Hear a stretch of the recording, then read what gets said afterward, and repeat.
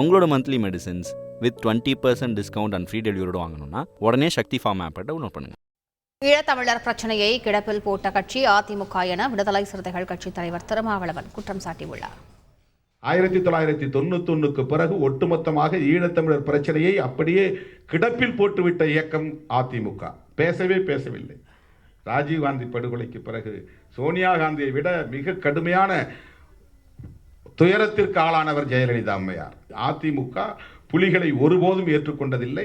91க்கு பிறகு ஈழத்தை ஒருபோதும் ஏற்றுக்கொண்டதில்லை. 91க்கு பிறகு ஒரே ஒரு கருத்தரங்கம் கூட அவர்கள் நடத்தியதில்லை. அதை பற்றி வாய் திறந்து பேசியதில்லை. ஒரு அறிக்கை விட்டதில்லை. ஆதரவாக பேசியதில்லை. 91லிருந்து 2009 வரையில் புலிகள் அழிக்கப்படுகிற வரையில் அமைதி காத்த இயக்கம் அதிமுக. 1 கோடி உறுப்பினர்களை கொண்ட கட்சி அப்படியே சைலண்ட் ஆனது. அப்படிப்பட்ட ஒரு கட்சியோடு சேருவதிலே ஒரு தயக்கம் இருந்தது. அதனால் தொடர்ந்தோம். நாங்கள் புதுசாக போய் சேரல திமுக கூட்டணியில். ஏற்கனவே திமுக கூட்டணியில் இருந்தோம், தொடர்ந்தோம், அவ்வளவுதான். அந்த வருத்தம், அந்த விமர்சனம் உலகம் முழுவதும் போனது, அது வேறு. உங்களோட monthly medicines with 20% discount and free டெலிவரியோட வாங்கணும்னா உடனே சக்தி ஃபார்ம் ஆப்பை டவுன்லோட் பண்ணுங்கள்.